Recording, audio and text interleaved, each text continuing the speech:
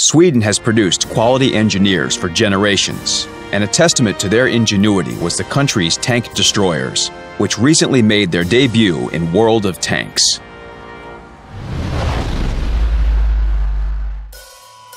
Filled with eclectic vehicles, the top TD really is one of a kind.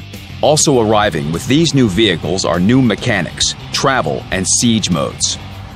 The TD branch deviates from the STRV FM21 light tank.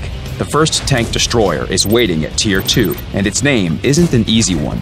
The Panzerfernluftvernbahn FM42, or PVLVV FM42 for short.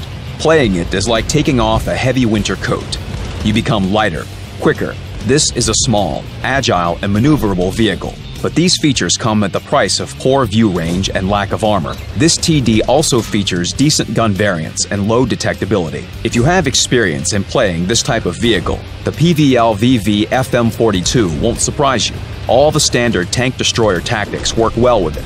The Tier 3 tank destroyer is the IKV-72. The vehicle still has thin armor and a short view range, but its mobility, available guns, and small dimensions will cheer you up. The Swedish Tier 3 tank destroyer has an even lower profile than the Tier 2 one. The IKV-72 boasts the best concealment of all vehicles in the game. Long live the new king.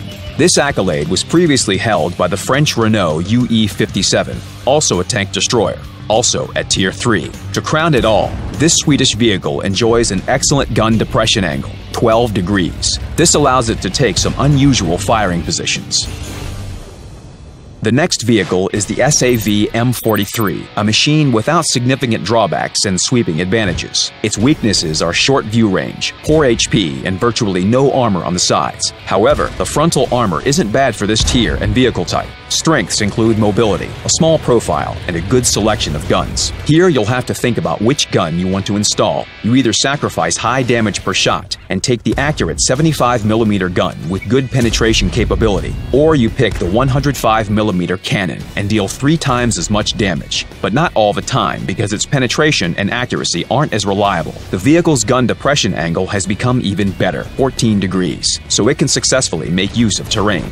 In the middle of the branch, you'll find the IKV-103. On the surface, it looks like the IKV-72. Its drawbacks are the same too, armor and view range. This is also true for its strengths, small profile, great mobility, and a high gun depression angle. One thing is unusual though, there are only heat shells in its ammo rack. The velocity of these shells is pretty slow, so you'll have to get used to that, but their penetration capability doesn't reduce with distance. The next vehicle in the branch is the IKV-65 Alt-2. Among Tier 6 tank destroyers, it has the highest reverse speed, 20 km per hour. Other than that, this vehicle doesn't have any unique characteristics. It's a typical compact Swedish TD with poor armor and health, but it's agile, very fast, and sports an excellent gun. This vehicle can reach a speed of 60 km per hour. Only the Hellcat is faster.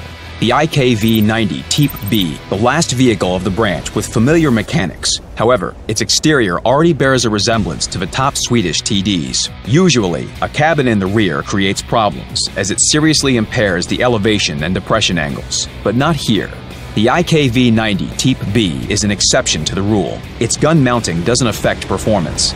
It has decent specifications for its type, tier, and nation. It's a delicate and quick machine with a good gun.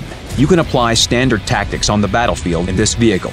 However, standard is no way to describe our next 3 vehicles. The UDES-03, STRV-1030, and STRV-103B. These machines possess unique gameplay features and are incomparable with any other vehicles except themselves. Let's review their specifics. These TDs have 2 modes, travel and siege. The first is for fast movement. The second is for effective firing. In the first mode, the vehicle is agile and maneuverable. It has a high maximum speed. In this mode, forward speed is comparable to reverse speed. The STRV-103B can reach 50 and 45 km an hour, respectively. You don't need to waste time turning around to escape. And with that, we've run out of positives. So let's look at some things to be wary of. In travel mode, you can't alter the gun elevation angle. It's fixed. For horizontal movement, the hull moves too.